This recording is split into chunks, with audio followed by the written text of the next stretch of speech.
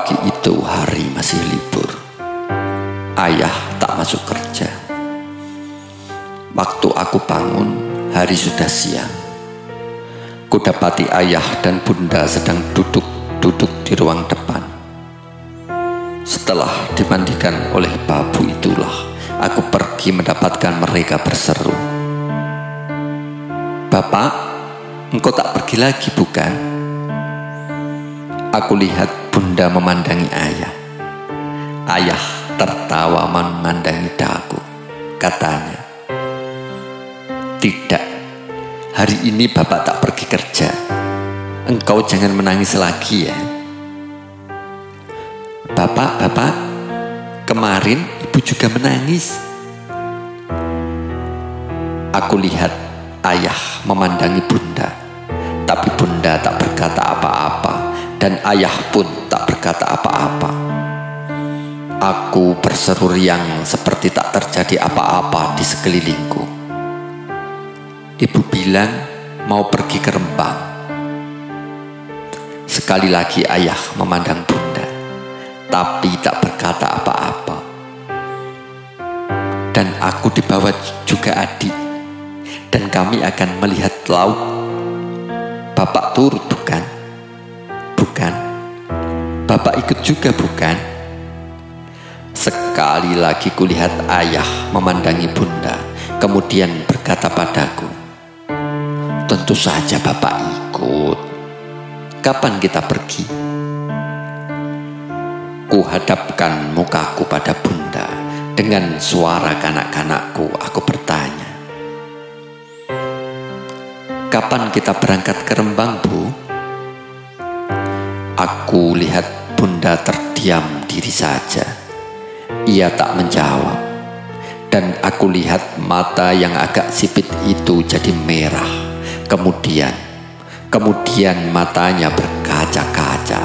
Dan waktu air matanya akan jatuh, cepat-cepat disekanya dengan ujung kebayanya.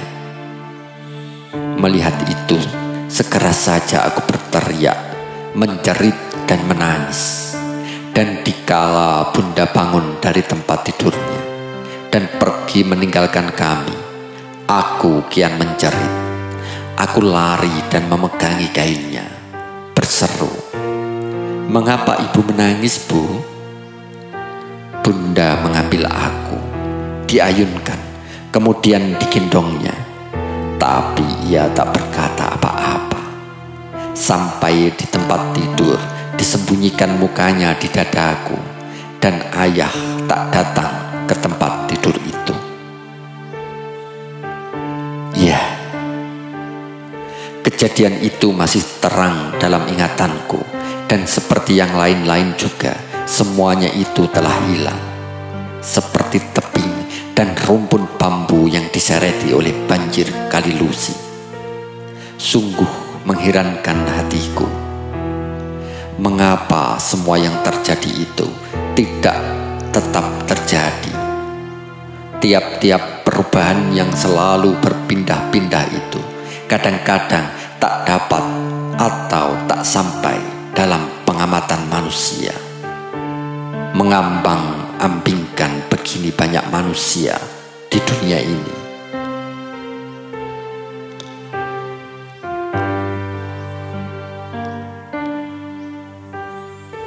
Di tiap-tiap lebaran, ayah membeli mercon sekerupak.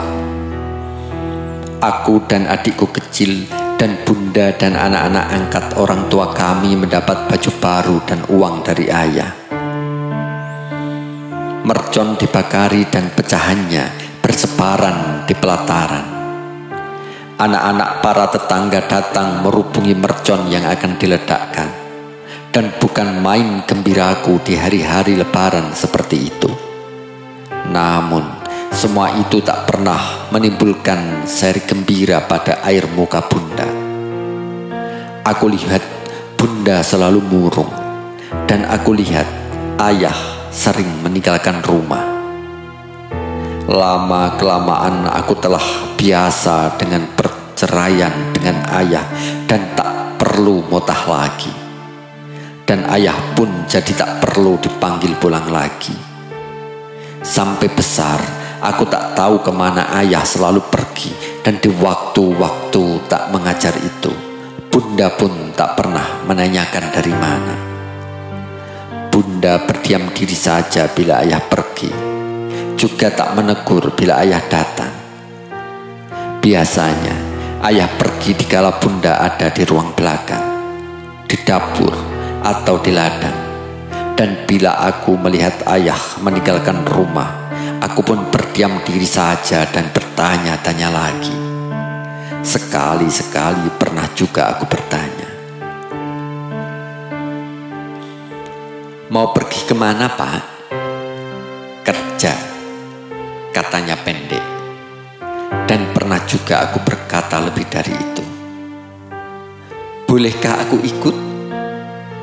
Dan dengan ringkas dan cepat-cepat sambil berjalan tanpa menengok-nengok lagi, ayah menjawab permintaanku itu. "Tidak boleh. Nanti kalau besar engkau boleh pergi sendiri.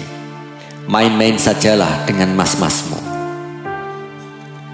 Dan aku sudah merasa puas dengan jawabannya itu.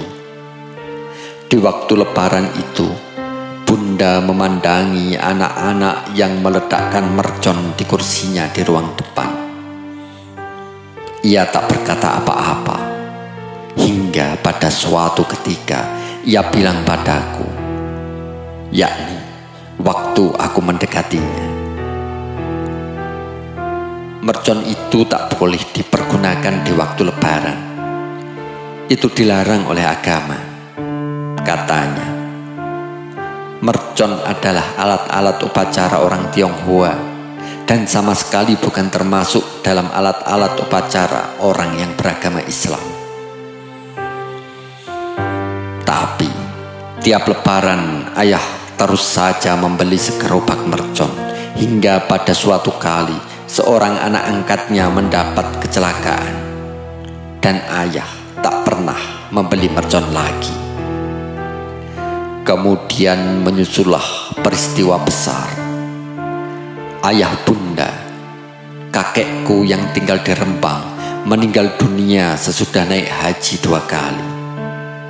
Segera saja ayah menyewa mobil dan bersama-sama kami pergi. Aku tak ingat betul apa yang terjadi. Hanya waktu bunda sudah sampai di Blora kembali, dia jadi layu, seperti orang yang kehilangan besar, kehilangan tempat pelariannya di dunia ini. Ibu bunda di Rembang adalah Ibu Tiri, dan dalam seminggu setelah melawat itu, bunda selalu menangis. Mati adalah kewajiban tiap manusia. Pernah ku dengar ayah menghibur, tapi bunda tak mau mendengarkan nasihat itu. Aku lihat bunda selalu menangis. Kalau waktu itu aku bisa mengatakan, pastilah ku katakan bahwa sesungguhnya bunda sedang kehilangan tempat berlindungnya yang kadang-kadang diharapkannya dikala ia membutuhkan tempat pelarian. Di kemudian hari, ada juga aku pernah merasai suatu kehilangan dalam hidupku. Kehilangan sesuatu yang tak mungkin didapat penggantinya. Dan aku kira tiap orang pun pernah atau pada suatu kali akan